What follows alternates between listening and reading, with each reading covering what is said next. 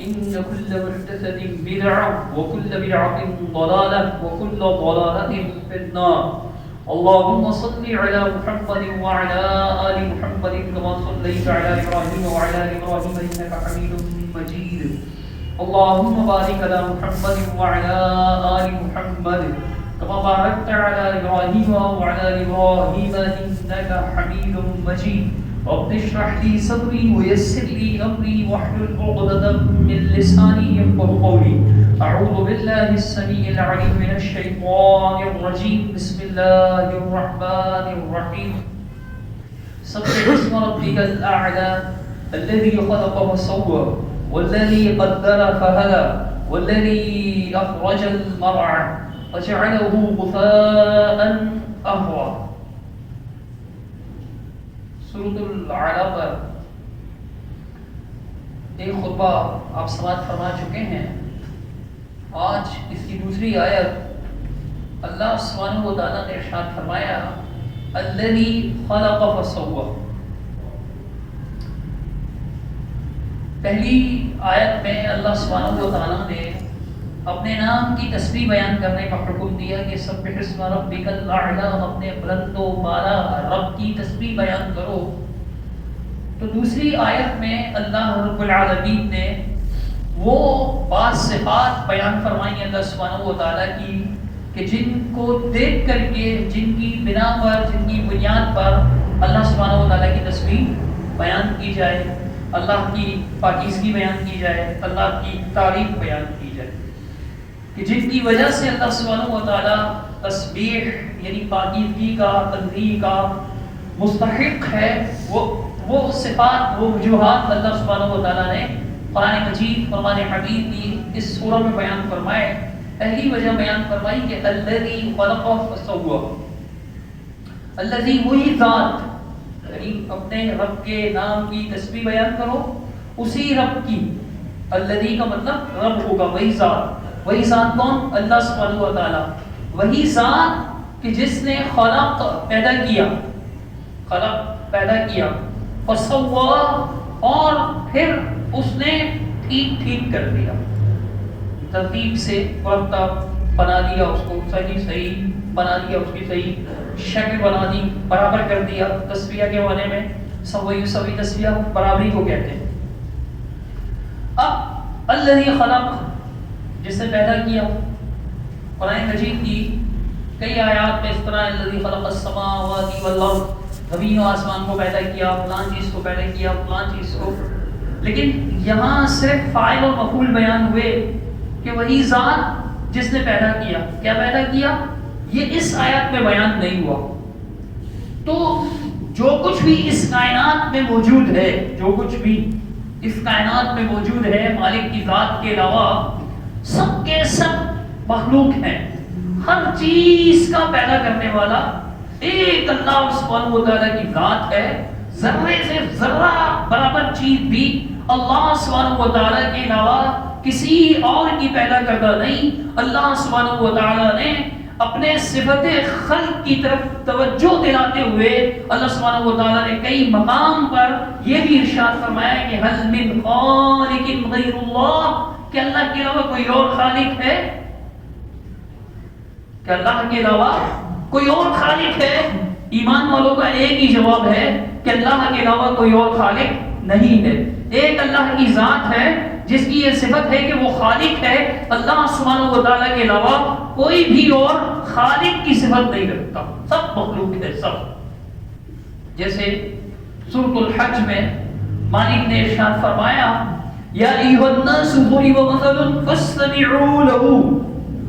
اے لوگو، ایک مثال بیان کی جاتی ہے، اسے تم غور سے سنو، توجہ سے سنو. فاستمعوا له، کہ جنہیں تم اللہ کے سوا پکارتے ہو اپنے مشکل کشا سمجھ کر، اپنے حاجت روا سمجھ کر، جو بھی ان کے آلہات تھے جن کے بارے میں ان کا یہ خیال تھا کہ یہ مشکل کشائی کرتے ہیں، یہ حاجت روائی کرتے ہیں، یہ فریادیں سنتے ہیں، یہ پکار سنتے ہیں، یہ مصیبت کرب و بلا سے نجات دیتے ہیں، یہ تکلیفوں سے نجات دیتے ہیں، یہ غموں کو دور کرنے والے ہیں، یہ صحت و عافیت دینے والے ہیں، یہ بیماروں کو شفا دینے والے ہیں، یہ تنگستوں کی بگڑی بنانے والے ہیں، مشکلات دور کرنے والے ہیں، مشکل کشا، حاجت روا، داتا، فریاد رسا، گنج بخش، جو کچھ بھی سمجھتے تھے وہ اپنے آلیہ کو، مالک نے ارشاد فرمایا کہ ان کو تم جو پکارتے ہو لن يخلقوا ذبابا ولو اجتمعوا له،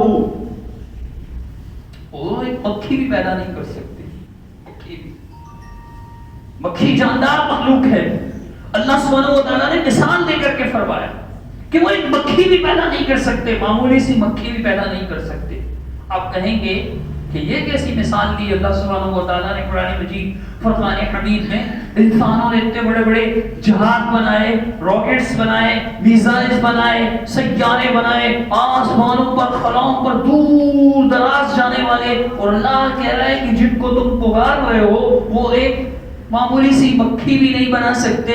اللہ سبحانہ و تعالیٰ نے ایسی مثال دی، تو اتنی بڑی بڑی ٹیکنالوجیز جو لوگوں نے ایجاد کر دی ہیں، ایسی مشینریز ایجاد کر دی ہیں کہ جنہیں دیکھ کر ہی خوف آتا ہے۔ مریض کو آپریشن تھیٹر کے اندر لے جایا جائے، وہ وہاں کے آلات اور سامان کو دیکھ کر کے ہی گھبرا جاتے ہیں، بہت سے لوگ گھبرا جاتے ہیں۔ پوری مشین کے اندر انسان لیٹا ہوا اندر جا رہا ہے، باہر آ رہا ہے، مجھے نہیں پتا اس کو کیا کہتے ہیں، جو بھی کہتے ہیں، وہ پریشان ہو جاتے ہیں۔ کتنے لوگوں کا بلڈ پریشر ہائی ہو جاتا ہے، ڈر جاتے ہیں وہ۔ تو آپ کہہ رہے ہیں کہ معمولی سی مکھی اڑتی ہے، جہاز کتنی بلندی پر اڑتا ہے، گھنٹوں کا نہیں دنوں کا سفر کرتا ہے۔ تو بھائی اللہ نے جو فرمایا مکھی کی مثال دے کر، مکھی جیتی جاگتی مخلوق ہے، اپنی خوراک خود تلاش کرتی ہے، محتاج نہیں ہے وہ کسی کی، اپنی خوراک خود تلاش کرتی ہے، اپنا ڈیفینس بھی کرتی ہے۔ مکھی کو آپ ایسے کرے اڑ جاتی ہے نا، مکھی مارنا کوئی آسان کام ہے؟ مکھی مارنا کوئی آسان کام ہے نہیں۔ آپ ایسے کرے مکھی اڑ جائے گی، تنگ کرتی رہے گی آپ کو، آپ ایسے کرے اڑ جائے گی، پھر آ جائے گی، پھر چلیے، پھر پریشان پریشان۔ اسی لیے کسی نے کہانی بھی گڑھ رکھی ہے، مجھے نہیں پتا سچ ہے جھوٹ ہے، لوگ ڈرتے ہیں کہ ایک دوست کے اوپر مکھی بیٹھ رہی تھی، دوسرا دوست جو ہے وہ بار بار دیکھ رہا تھا، اس نے بلاک مکھی کو اڑاتا تھا، مکھی چلی جاتی پھر آ جاتی، مکھی ہے وہ تو پھر آ جاتی، پھر اس نے اٹھایا ایک بڑا اینٹ اور اس کو دے مارا، دوست خلاص۔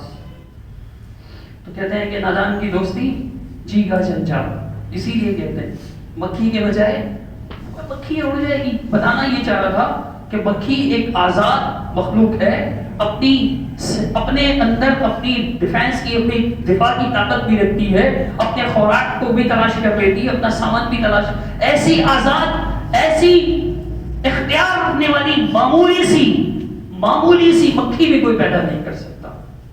آپ لوگوں نے شاید کبھی دیکھا ہو، ہم کتابیں پڑھتے رہتے ہیں، بعض اوقات کاغذ میں جو کیڑے لگ جاتے ہیں تو وہ نقطے کی طرح بالکل ایک نقطہ، بالکل ڈاٹ ٹپکو، ایک معمولی سا نقطہ اتنا سا ہوتا ہے، لیکن بس تجربے کے لیے خالق کی خلق کو دیکھیے کہ کیسی کیسی مخلوق پیدا کی۔ نقطے کی کیا حیثیت ہے یار، میں اشارے میں ایک نقطہ سمجھا نہیں سکتا جب تک کہ میں وائٹ بورڈ پر، بلیک بورڈ پر یا کاغذ پر آپ کو نقطہ بنا کر نہ دکھاؤں۔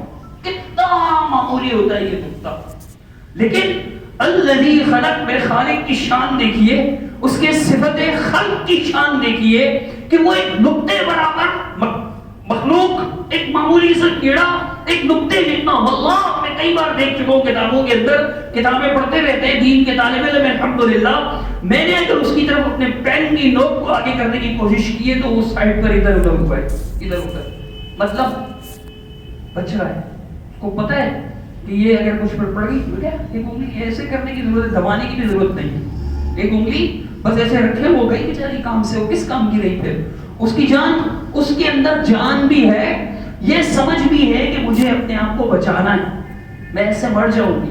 اتنی سی مخلوق، یہ ہے میرے خالق کی خالق کی صفت، یہ ہے اللہ کے پیدا کرنے کی اتنی معمولی۔ وہ کھاتی بھی ہے، پیتی بھی، اس کا نظام ہاضمہ بھی ہے، وہ دیکھتی، اس کی آنکھیں اس لیے تو ہٹ رہی ہے، وہ چلتی پھرتی مخلوق ہے، دماغ بھی ہے اس کے پاس، اتنا سا تو ہے یار، مائکروسافٹ کے اندر اگر آپ اس کو دیکھیں گے بڑا سا وہ کوئی دوربین لگا کر کے دیکھیں گے پھر وہ پورے کا پورا نظر آئے گا اور